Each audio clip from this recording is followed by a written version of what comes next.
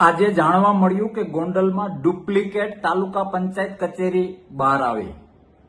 ભાજપ સરકારને મારે પૂછવું છે કે શરમનો છાંટો છે કે નહીં।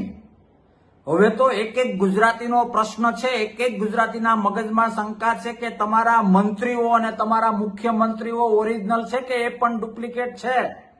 આવું ન હોય।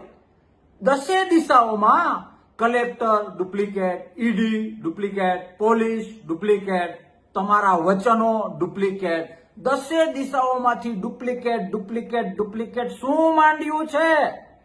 ગુજરાતીઓને એ તો ખબર છે જ કે 27માં તમે ઘર ભેગા થવાના છો, પણ ત્યાં સુધી એક એક ગુજરાતી પૂછે છે સાબિત કરો, પુરાવા આપો।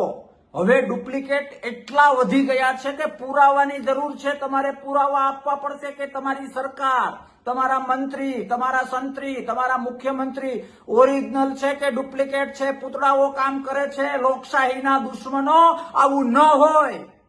તાલુકા પંચાયતની કચેરીઓ ડુપ્લિકેટ મળે, સીધા સાદા માણસોની મિલકતોના ત્યાં ખોટે ખોટા દસ્તાવેજો થઈ જાય। આવું રાજાશાહીમાં ના હોય, ક્રૂરમાં ક્રૂર દેશ હોય ત્યાં પણ આવું ન હોય। થોડુંક સમજવાની જરૂર છે, લોકશાહી અને ગુજરાતીઓને પ્રેમ કરવાની જરૂર છે। હદ થઈ જાય છે, હદ। આના ઉપર ખુલાસા કરો, આના ઉપર ગુજરાતીઓને એક એક ગુજરાતીને સમજમાં આવે એ રીતના જવાબ આપો। અને જે તમારા લોકો એમાં જોડાયેલા છે ને જે લોકો ઉપર અન્યાય થયા છે, જો તમે ડુપ્લિકેટ ન હોવ, તમારી સરકાર ડુપ્લિકેટ ન હોય, તો આ બધા ડુપ્લિકેટના પોટલાઓ દિવસે દિવસે ખુલે છે, એ બંધ કરાવો। આમ પણ 2-2.5 વર્ષ તમારી પાસે છે। ગુજરાતને ખબર પડી ગઈ છે કે આ લોકો ડુપ્લિકેટ છે, આ લોકોના વચનો, આ લોકોના કમિટમેન્ટો, આ લોકોના એક એક ક્ષેત્રના યુનિટો ડુપ્લિકેટ છે।